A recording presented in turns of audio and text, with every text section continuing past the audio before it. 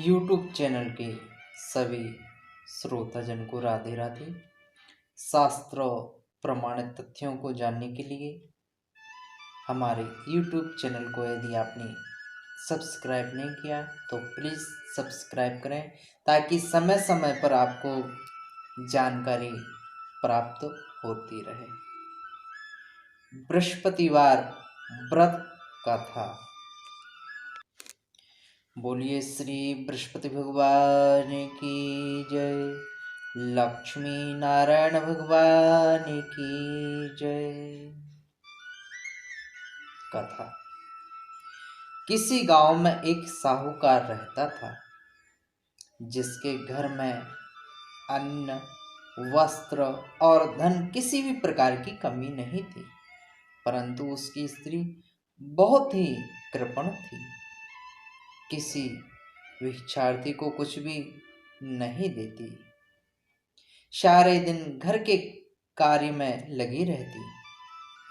एक समय एक साधु महात्मा बृहस्पतिवार के दिन उसके द्वार पर आए और भिक्षा की याचना की। स्त्री उस समय घर के आंगन को लीप रही थी। इस कारण साधु महाराज से कहने लगी कि महाराज, इस समय तो मैं घर लीप रही हूं, आपको कुछ नहीं दे सकती, फिर किसी अवकाश के समय आना। साधु महात्मा खाली हाथ चले गए। कुछ दिन के पश्चात वही साधु महाराज पुनः आए, उसी तरह भिक्षा मांगी। साहूकारनी उस समय लड़के को खिला रही थी। कहने लगी, महाराज, मैं क्या करूं, अवकाश नहीं है, इसलिए आपको भिक्षा नहीं दे सकती। तीसरी बार महात्मा पुनः आए तो उसने उन्हें किसी तरह से टालना चाहा, परंतु महात्मा जी कहने लगे कि यदि तुमको बिल्कुल ही अवकाश हो जाए तो मुझे भिक्षा दोगी। साहूकारनी कहने लगी कि हाँ महाराज, यदि ऐसा हो जाए तो आपकी बड़ी कृपा होगी। साधु महात्मा जी कहने लगे कि अच्छा, मैं एक उपाय बतलाता हूं। तुम बृहस्पतिवार को दिन चढ़ने पर उठो और सारे घर में झाड़ू लगा करके कूड़ा एक कोने में जमा करके रख दो। घर में चौका इत्यादि मत लगाओ। फिर स्नान आदि करके घर वालों से कह दो,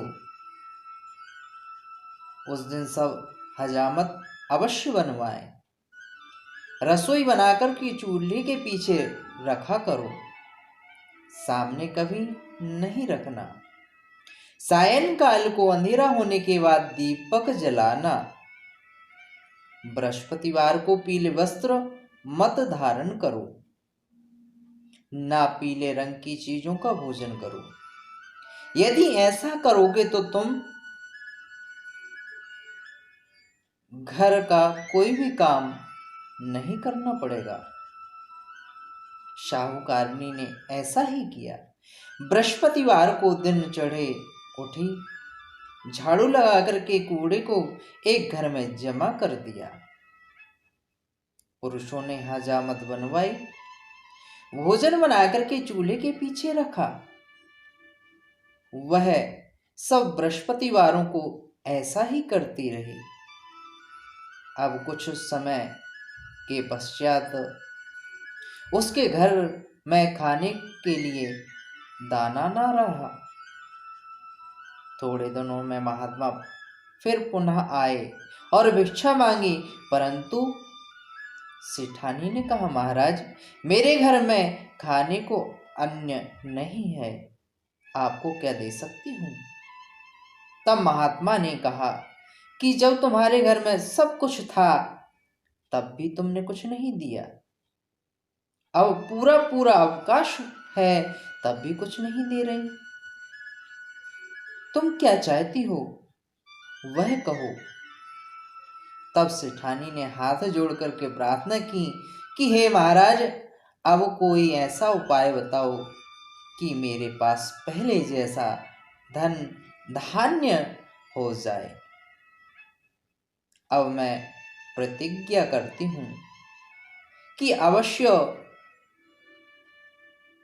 जैसा आप कहोगे वैसा ही करूंगी।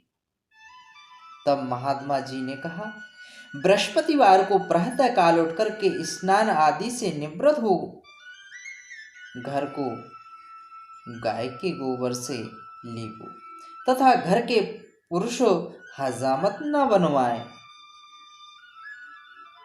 भूखे को अन्न जल देती रहा करो। ठीक सायन काल दीपक जलाओ। यदि ऐसा करोगी तो तुम्हारी सब मनोकामनाएं भगवान श्री बृहस्पति जी की कृपा से समस्त प्रकार की मनोकामनाएं पूर्ण होंगी। सेठानी ने ऐसा ही किया और उसके घर में धन धान्य वैसा ही हो गया जैसा पहले था। इस प्रकार भगवान बृहस्पति की कृपा से अनेक प्रकार के सुख भोग कर दीर्घ काल तक जीवित रहे। समस्त प्रकार के मनोरथ पूर्ण हो गए। दूसरी कथा आती है। एक दिन इंद्र बड़े अहंकार से अपने सिंहासन पर बैठे थे और बहुत से देवता, ऋषि, गंधर्व, किन्नर आदि सभा में उपस्थित थे।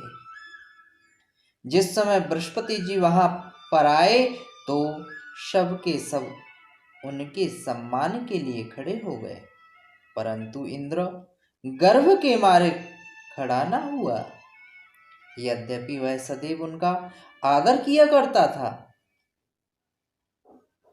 बृहस्पति जी अपना अनादर समझते हुए वहां से उठकर चले गए। तब इंद्र को बड़ा शोक हुआ कि देखो, मैंने गुरुजी का अनादर कर दिया, मुझसे बड़ी भूल हो गई। गुरुजी के आशीर्वाद से ही मुझको यह वैभव प्राप्त हुआ है। उनके क्रोध से यह सब नष्ट हो जाएगा, इसलिए उनके पास जाकर के उनसे क्षमा मांगनी चाहिए, जिससे उनका क्रोध शांत हो जाए और मेरा कल्याण होवे। ऐसा विचार कर इंद्र उनके स्थान पर गए। जब बृहस्पति जी ने अपने योग बल से यह जान लिया कि इंद्र क्षमा मांगने के लिए यहाँ आ रहा है, तब क्रोधवश उनसे भेंट करना उचित न समझ करके अंतर ध्यान हो गए। जब इंद्र ने बृहस्पति जी को घर पर न देखा, तब निराश होकर लौट आए। जब दैत्यों के राजा वृषमर्मा को यह समाचार विदित हुआ तो उसने अपने गुरु शुक्राचार्य जी की आज्ञा से इंद्रपुरी को चारों तरफ से घेर लिया। गुरु की कृपा न होने के कारण देवता हारने व मार खाने लगे। तब उन्होंने ब्रह्मा जी को विनय पूर्वक सब वृत्तांत सुनाया और कहा, महाराज, दैत्यों से किसी भी प्रकार हमको बचाइए। तब ब्रह्मा जी कहने लगे कि इंद्र बड़ा अपराध किया है जो गुरुदेव को क्रोधित कर दिया। अब तुम्हारा कल्याण इसी में हो सकता है कि तुम तुष्टा ब्राह्मण का पुत्र विश्वरूपा बड़ा तपस्वी व ज्ञानी है, उसे अपना पुरोहित बनाओ तो तुम्हारा कल्याण हो सकता है। यह वचन सुनते ही इंद्र तुष्टा के पास गए और बड़े विनीत भाव से तुष्टा से कहने लगे कि आप हमारे पुरोहित बनने की कृपा करें, जिससे हमारा कल्याण हो। तब तुष्टा ने उत्तर दिया कि पुरोहित बनने से तपोबल घट जाता है, परंतु तुम बहुत विनती करते हो, इसलिए मेरा पुत्र विश्वरूपा पुरोहित बनकर तुम्हारी रक्षा करेगा। विश्वरूपा ने पिता की आज्ञा से पुरोहित बनाकर ऐसा यत्न किया कि हरि इच्छा से इंद्र वृष वर्मा को युद्ध में जीतकर अपने इंद्रासन पर स्थित हुआ। विश्वरूपा के 3 मुख थे। एक मुख से वह सोमपल्ली लता का रस निकाल पीते थे, दूसरे मुख से वह मदिरा पीते और तीसरे मुख से अन्नादि भोजन करते। इंद्र ने कुछ दिनों उपरांत कहा कि मैं आपकी कृपा से यज्ञ करना चाहता हूँ। जब विश्वरूपा की आज्ञा अनुसार यज्ञ आरंभ हो गया, तब एक दैत्य ने विश्वरूपा से कहा कि तुम्हारी माता दैत्य की कन्या है, इस कारण हमारे कल्याण के निमित्त एक आहुति दैत्यों के नाम पर भी दे दिया करो तो अति उत्तम बात है।